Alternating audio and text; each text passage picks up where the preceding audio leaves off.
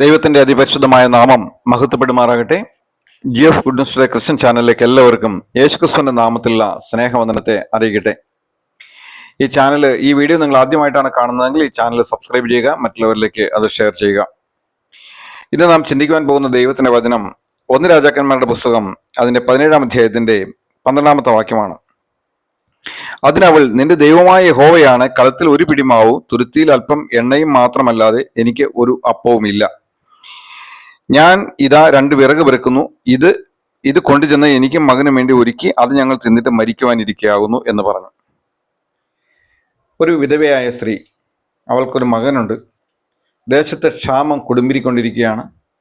ഇനി ഒരു മാവ് മേടിക്കുവാനുള്ള പണമില്ല, എണ്ണ മേടിക്കുവാനുള്ള പണമില്ല. ഇത് ലാസ്റ്റ് ദിവസമാണ്. അവരുടെ ജീവിതത്തിലെ ഒരു അവസാനത്തിലേക്ക് അവർ വന്നിരിക്കുകയാണ്. ഒരല്പം എണ്ണയും ഒരല്പം മാവും ഇരിക്കുന്നുണ്ട്. അതുകൊണ്ട് ഒരു അടയുണ്ടാക്കി, 1-2 അടയുണ്ടാക്കി താനും മകനും കൂടി കഴിച്ചതിന് ശേഷം മരിക്കാൻ ഒരുങ്ങിയിരിക്കുന്ന ഒരു കുടുംബത്തിലേക്ക് ദൈവം ഒരു പ്രവാചകനെ അയക്കുകയാണ്. ആഹാബ് എന്ന് പറയുന്ന രാജാവിന്റെ ദുഷ്ടത നിമിത്തം ഏലിയാ പ്രവാചകൻ പറഞ്ഞു, ഇനി ഞാൻ പറഞ്ഞിട്ടല്ലാതെ ഭൂമിയിൽ മഞ്ഞും മഴയും പെയ്യുകയില്ല എന്ന് പറഞ്ഞു. പ്രവാചകൻ ഇത് പറഞ്ഞ നിമിഷം തന്നെ ദൈവം പ്രവാചകനോട് പറഞ്ഞു, കാരണം പ്രവചനം പറഞ്ഞു കഴിഞ്ഞാൽ പിന്നെ പ്രവാചകനെ സംരക്ഷിക്കേണ്ട ഉത്തരവാദിത്വം ദൈവത്തിനുള്ളതാണല്ലോ. ദൈവം പ്രവാചകനോട് പറഞ്ഞു, നീ ഒരു കാര്യം ചെയ്യുക, നീ കെരീത്ത് എന്ന് പറയുന്ന തോട്ടിൻ്റെ അരികിലേക്ക് ചെല്ലുക. അവിടെ നീ അവിടെ താമസിക്കുക. അവിടെ വെള്ളമുണ്ട്. നിനക്ക് കാലത്തെയും വൈകിട്ടും അപ്പവും ഇറച്ചിയുമായിട്ട് കാക്ക അവിടെ വരും എന്ന് പറഞ്ഞു. പ്രവാചകൻ കെരീത്ത് തോട്ടിൻ്റെ അടുക്കൽ പോയി താമസിച്ചു. എല്ലാ ദിവസവും രാവിലെ കാക്ക അപ്പവും ഇറച്ചിയായിട്ട് വരും. എങ്ങനെ അത് സംഭവിക്കുന്നതെന്ന് അറിയില്ല. ആരെങ്കിലും പാകം ചെയ്ത് വെച്ചിരിക്കുന്നതായിരിക്കാം, അവിടുന്ന് എടുത്തുകൊണ്ട് കൊടുക്കുന്നതായിരിക്കാം. എന്തായാലും രാവിലെയും വൈകിട്ടും ഇത് നടന്നു. ഇത് ഇങ്ങനെ തുറന്നുകൊണ്ടിരുന്നു. വെള്ളം കുറേശ്ശെ വറ്റി തുടങ്ങി. കെരീത്ത് തോട്ടിലെ വെള്ളം വറ്റി.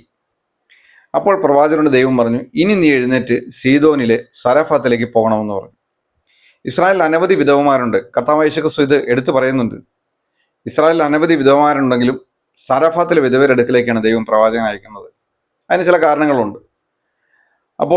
ഇപ്പോൾ പ്രവാചകൻ അവിടെ ചെന്നപ്പോൾ കാണുന്ന കാഴ്ച, പട്ടണവാതിൽക്കൽ അവൾ വിറക് പെറുക്കുക. അപ്പോൾ അവളോട് പറഞ്ഞു, എനിക്ക് കുടിക്കാൻ കുറച്ച് വെള്ളം എടുത്തുകൊണ്ട് വരണമെന്ന് പറഞ്ഞു. അങ്ങനെ വെള്ളം എടുക്കുവാനായിട്ട് അവൾ വീടിന്റെ ഉള്ളിലേക്ക് പോയപ്പോൾ പ്രവാചകൻ വിളിച്ചു പറഞ്ഞു, നീ വരുമ്പോൾ ഒരപ്പം കൂടി എടുത്തിട്ട് വരണട്ടോ എന്ന് പറഞ്ഞു. ഉടനെ വെള്ളം എടുത്തുകൊണ്ട് വരുന്ന അവൾ പറഞ്ഞു, ഇവിടെ ഒരു പിടി മാവും തുരുത്തിയിൽ ഒരല്പം എണ്ണയും മാത്രമേ ഉള്ളൂ. ഞാനും മകനും കൂടി അതുണ്ടാക്കി തിന്നതിന്, ഈ വിറക് പെറുക്കി അതുണ്ടാക്കി തിന്നതിന് ശേഷം മരിക്കുവാനിരിക്കുകയാണെന്ന് പറഞ്ഞു. ഇനി മുന്നോട്ട് ഒരു ജീവിതത്തിന് ഒരവസരമില്ല. ദേശത്ത് ക്ഷാമമാണ്, കിട്ടാനുമില്ല, വാങ്ങാൻ പണവുമില്ല. എല്ലാം അവസാനിക്കുന്ന ഒരു സ്റ്റേജിൽ. എന്നെ കേൾക്കുന്ന പ്രിയ സഹോദര, പ്രിയ സഹോദരി, ജീവിതത്തിൻ്റെ ഇതുപോലൊരു സന്ദർഭത്തിലായിരിക്കും നീ എത്തി നിൽക്കുന്നത്. ഇനി എങ്ങനെ മുന്നോട്ട് പോകും എന്ന് നീ ചിന്തിക്കുന്നുണ്ടാകും. ഞാനും ഇങ്ങനെ ചിന്തിച്ച ചില സന്ദർഭങ്ങളുണ്ട്. ഒരു 7.5 വർഷക്കാലം ഭയങ്കരമായ കടബാധ്യതകളിലൂടെ കടന്നുപോയപ്പോൾ, ഭയങ്കരമായ കടപ്രശ്നങ്ങൾ, ജപ്തി പ്രശ്നങ്ങൾ പലതും എൻ്റെ അടുക്കിലേക്ക് വന്നുകൊണ്ടിരിക്കുന്ന സമയം, ഒന്നും അടുത്തേക്ക് എത്തിയില്ല. ആ സന്ദർഭത്തിൽ സഹായിക്കാൻ ആരുമില്ല, ഒരു സംഘടനയില്ല, ഒരു സഭയില്ല, ആരും ഹെൽപ്പ് ചെയ്തില്ല. എന്നാൽ ദൈവം വാക്കുമാറാത്തവനും വിശ്വസനമായിരുന്നു. കർത്താവ് കരുണയോടെ എന്നെ നോക്കി. ഞാനും ഈ വിധവ ചിന്തിച്ച പോലെ ചിന്തിച്ചിട്ടുണ്ടായിരുന്നു. ഒന്ന് മരിച്ചാൽ മതിയായിരുന്നു, ഈ ജീവിതം ഒന്ന് എടുത്താൽ മതിയായിരുന്നു കർത്താവ്. കാരണം ആത്മഹത്യ ഒന്നിനൊരു പരിഹാരമല്ല. ആത്മഹത്യ ചെയ്തു കഴിഞ്ഞാൽ നരകത്തിലേക്ക് പോവുകയുള്ളൂ. ദൈവരാജ്യവും നഷ്ടപ്പെടും. ഇവിടെയുള്ള ജീവിതം പോയി അവിടെയുള്ള ജീവിതവും പോകും. അപ്പോൾ അതുകൊണ്ട് ആത്മഹത്യക്ക് എനിക്കിഷ്ടമില്ല. ദൈവം എൻ്റെ ജീവൻ എടുത്താൽ മതിയിരുന്നു എന്ന് ഞാൻ പലപ്പോഴും ചിന്തിച്ചു പോയിട്ടുണ്ട്. അതിന് ചില സൊല്യൂഷൻ ഞാൻ ദൈവത്തോട് പറഞ്ഞു കൊടുക്കുകയും ചെയ്തിട്ടുണ്ട്. എന്നാൽ എന്നെ കേൾക്കുന്ന പ്രിയ സഹോദര, പ്രിയ സഹോദരി, ദൈവം എന്നെ അവിടെ നിർത്തി. 7.5 വർഷക്കാലം എടുത്തെങ്കിലും ഒരു സംഘടനയുടെയോ ഒരു സഭയുടെയോ സഹായമില്ലാതെ ദൈവം ആ കടബാധ്യതകളെല്ലാം മാറ്റുവാൻ എന്നെ സഹായിച്ചു. എല്ലാവരുടെയും കടം കൊടുത്തു തീർക്കുവാൻ ദൈവം എന്നെ സഹായിച്ചു. ബാങ്കിന്റെ കടങ്ങൾ, സൊസൈറ്റിയിലെ കടങ്ങൾ, കുറിക്കമ്പനിയുടെ കടങ്ങൾ, വ്യക്തികളുടെ കടങ്ങൾ എല്ലാം കൊടുത്തു തീർത്ത് അതേ ദേശത്ത് വീട് പണിയുവാനും, അതേ ദേശത്ത് സ്ഥലം വാങ്ങുവാനും, അതേ ദേശത്ത് വാഹനങ്ങൾ വാങ്ങുവാനും ഒക്കെ ദൈവം എന്നെ സഹായിച്ചു.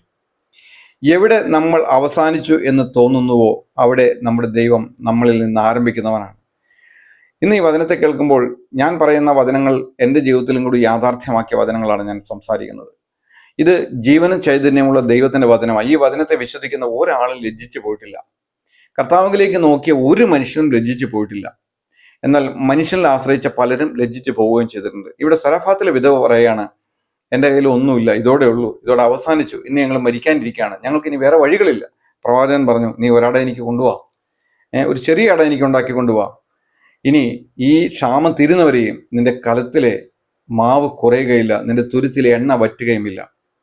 എന്നെ കേൾക്കുന്ന പ്രിയ സഹോദര, പ്രിയ സഹോദരി, നമ്മുടെ ദൈവം വാക്കുമാറാത്ത ദൈവമാണ്. ഞാൻ നിന്നെ ഒരു നാളും കൈവിടുകയില്ല എന്ന് അവൻ വാക്ക് പറഞ്ഞിട്ട് എവിടുന്നാണ് അത്ഭുതം വരിക എന്ന് നമുക്കറിയില്ല. ദൈവം അത്ഭുതങ്ങളുടെ ദൈവമാണ്. ഈ കാക്ക ഒരിക്കൽ നോഹയുടെ പെട്ടകത്തിൽ നിന്ന് കാക്കയെ പുറത്തേക്ക് വിട്ടു, വെള്ളം കുറഞ്ഞോ എന്ന് അറിയാനായിട്ട്. ആ കാക്ക മടങ്ങി വന്നില്ല. എന്നാൽ ഇവിടെ ഏലിയാവിന്റെ കാലത്ത് ക്ഷാമം കൊടുമ്പിരിക്കൊണ്ടിരിക്കുന്ന സമയത്ത് ദൈവം പറഞ്ഞ പ്രകാരം ഈ കാക്ക അനുസരിക്കുന്നത് കാണുവാനായിട്ട് സാധിക്കും. അപ്പവും ഇറച്ചിയും കൃത്യമായിട്ട് ആ മെനു ഏലിയാവിനെ കൊണ്ട് കൊടുക്കുന്നത് നമുക്ക് കാണുവാനായിട്ട് സാധിക്കും. ദൈവത്തിന്റെ കയ്യിൽ എന്തെല്ലാം പ്ലാനുകളും പദ്ധതികളും ഉണ്ടെന്നറിയാവും. നമ്മൾ വിചാരിക്കുന്ന പോലെയല്ല ദൈവം വിചാരിക്കുന്നത്, നമ്മൾ ചിന്തിക്കുന്ന പോലെയല്ല ദൈവം ചിന്തിക്കുന്നത്. നമ്മുടെ വഴികളല്ല ദൈവത്തിന്റെ വഴികൾ. ദൈവത്തിന്റെ കയ്യിൽ അത്ഭുതകരമായ വഴികളുണ്ട്, അതിശയകരമായ വഴികളുണ്ട്. നീ മരിക്കാനായിട്ട് ആഗ്രഹിക്കുന്ന ഒരു വ്യക്തിയാണോ? നീ അങ്ങനെ ചിന്തിക്കില്ലേ, അത് പാപമാണ്. കാരണം ദൈവം നിനക്ക് തന്നിരിക്കുന്ന ആയുസ് വരെ നിന്റെ ജീവിതം മുന്നോട്ട് കൊണ്ടുപോകണം. നീ ഒരു പരിശോധനയിലൂടെ കടന്നു പോവുകയായിരിക്കും. ഇനി എങ്ങനെ മുന്നോട്ട് പോകുമെന്ന് നീ ചിന്തിക്കുന്നുണ്ടായിരിക്കും. എന്നാൽ നീ അതിനെ അതിജീവിക്കുക തന്നെ ചെയ്യും. അനുഭവത്തിൽ നിന്ന് പറയുക, നീ അതിനെ മുന്നോട്ട് കൊണ്ടുപോവുക തന്നെ ചെയ്യും. ഈ ദൈവം ആരാണെന്ന് ദൈവം നിന്റെ ജീവിതത്തിലൂടെ മറ്റുള്ളവർക്ക് കാണിച്ചു കൊടുക്കും. നിന്നെ പുച്ഛിച്ചവരും നിന്നെ പരിഹസിച്ചവരും നിന്നെ നിന്ദിച്ചവരും നിന്നെ അല്പമായി എണ്ണിയവരുടെ മുൻപിൽ ദൈവം നിന്നെ മാനപാത്രമാക്കി ഉയർത്തും. അതിന് യാതൊരു വ്യത്യാസവുമില്ല. അങ്ങനെയുള്ള ഒരു ദൈവമാണ് നമ്മുടെ ദൈവം. ഇന്ന് ഈ വചനത്തെ കേൾക്കുമ്പോൾ ദൈവത്തിന്റെ വചനത്തിലേക്ക് മടങ്ങി വരുവാനും നിന്റെ ആ നിരാശയെ മാറി കർത്താവിൽ കൂടുതൽ ആശ്രയിക്കുവാനും നിന്റെ വിശ്വാസത്തിൽ ഒരു വർധനയുണ്ടാകുവാനും തക്കവണ്ണം ഇന്നത്തെ വചന കേൾവി മുഖാന്തരമായി തീരട്ടെ. കർത്താവിന്റെ വലിയ നാമം വാഴ്ത്തപ്പെടുമാറാകട്ടെ. നമുക്ക് പ്രാർത്ഥിക്കാം. ഞങ്ങളുടെ സ്വർഗീയ നല്ല പിതാവായ ദൈവമേ, ഇന്ന് നൽകിയ വചനത്തിനായിട്ട് അടിയങ്ങൾ അങ്ങേ സ്തുതിക്കുന്ന കർത്താവെ, സലഫാത്തിലെ വിധവയുടെ അടുക്കിലേക്ക് ഏലിയ പ്രവാചകനെ അയച്ച് ആ വിധവയെ പോഷിപ്പിക്കുവാൻ തക്കവണ്ണം നീ കണ്ട കൃപയ്ക്കായിട്ട് സ്തോത്രം. ഇന്ന് ഏതെങ്കിലും ഒരു കുടുംബം കർത്താവെ വലിയ ബുദ്ധിമുട്ടിൽ, വലിയ ദുരിതത്തിൽ, വലിയ കഷ്ടത്തിൽ, നാളെ എന്ത് ചെയ്യുമെന്ന് വിചാരിച്ച് വേദനപ്പെടുന്നുണ്ടെങ്കിൽ കർത്താവ് ഈ രാത്രിയിൽ, ഈ പകലിൽ കർത്താവെ നിന്റെ വചനം അവരോട് സംസാരിക്കുകയും നീ അവിടെ ചെന്ന് അത്ഭുതങ്ങൾ ചെയ്യുകയും ചെയ്യണമേ എന്ന് പ്രാർത്ഥിക്കുന്നു. കർത്താവെ, നിന്റെ വചനത്തിന് ശക്തിയുണ്ടല്ലോ ദൈവമേ. ആ വചനം ക്രിയ ചെയ്യണമെന്ന് പ്രാർത്ഥിക്കുന്നു. അത് അത്ഭുതങ്ങളുടെ വചനമായതുകൊണ്ട് സ്തോത്രം ചെയ്യുന്നു കർത്താവെ. അങ്ങ് അത്ഭുതങ്ങളുടെ ദൈവമാണ് കർത്താവെ. ആ മനോഹ ദൈവദൂതനോട് പേര് ചോദിച്ചപ്പോൾ പറഞ്ഞു അത് അതിശയമുള്ളതെന്ന് പറയുകയുണ്ടായി കർത്താവെ. അങ്ങ് അതിശയമുള്ള ദൈവമായതുകൊണ്ട് സ്തോത്രം. വചനം കേട്ട മക്കളൊക്കെ അനുഗ്രഹിക്കണമേ. ഈ ചാനൽ സബ്സ്ക്രൈബ് ചെയ്തിരിക്കുന്ന ഓരോരുത്തരെയും പ്രത്യേകം അനുഗ്രഹിക്കണമെന്ന് പ്രാർത്ഥിക്കുന്നു കർത്താവെ. അവിടുന്ന് അങ്ങനെ ചെയ്തിരിക്കുന്നതിനായിട്ട് സ്തോത്രം. മഹത്വം എടുത്താട്ടെ. എല്ലാ അടിയങ്ങൾക്ക് വേണ്ടി ജീവൻ രക്ഷിതാവും കർത്താവുമായ യേശു ക്രിസ്തുവിന്റെ പരിശുദ്ധമായ നാമത്തിൽ തന്നെ ആമീൻ, ആമീൻ, ആമീൻ.